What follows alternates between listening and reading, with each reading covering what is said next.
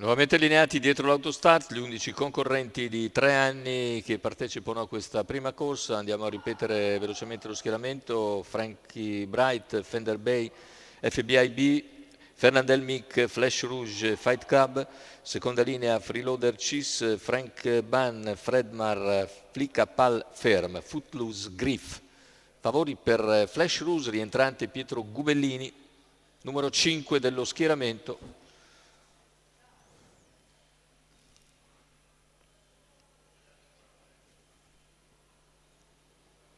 Partiti con lotta in avvio fra FBI B più all'esterno Fernandel Mick e al largo numero 2 Flash Fender Rouge, Bay mentre rimane squalificato. fuori corsa Fight Club. La squalifica invece per Fender Bay. Sulla piegata mantiene il vantaggio FBI B che costringe ad accodarsi Fernandel Mick.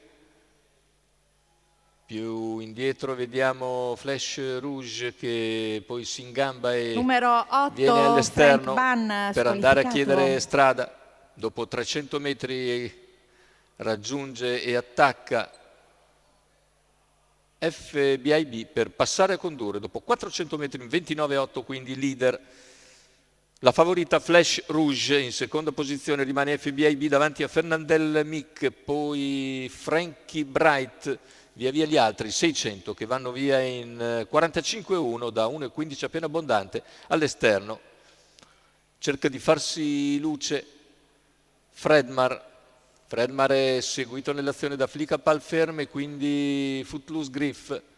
Se ne vanno i primi 800 in 1 minuto e 5 decimi da 1,15,6. Siamo sulla penultima piegata. In vantaggio la favorita Flash Rouge, talonata da FBI B e quindi Fernandel Mick. All'esterno, senza progredire più di tanto, Fredmar. Arriva il chilometro in 1,15,7.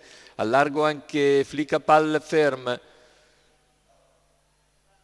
Poi Footloose Griff, ma intanto davanti allungano i primi tre e prendono vantaggio al paletto dei 400 metri conclusivi. Il parziale in 14,7 da parte di Flash Rouge che è sempre in schiena FBI B. All'esterno Fredmar che cerca di rimanere a contatto, gli altri leggermente più discosti, capeggiati da Flicka Pal Ferm che ha dovuto accodarsi alla corda. Siamo intanto all'ingresso addirittura d'arrivo con Flash Rouge che entra in vantaggio, FBI B che prova l'attacco, FBI va all'attacco di Flash Rouge in difficoltà, FBI si avvantaggia 50 dalla conclusione, vince FBI B, secondo posto per Flash Rouge, al terzo finisce Frankie Brigi, 1,15,7.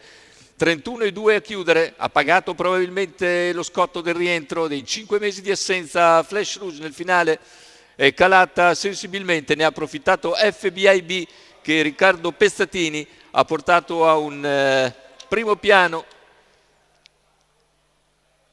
a gran quota, mentre per il secondo posto si salva ancora Flash Rouge dal finale di Frankie Bright che da parte sua conferma la regolarità.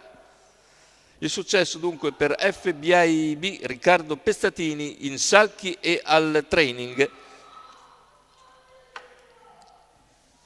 e anche proprietario di FBIB.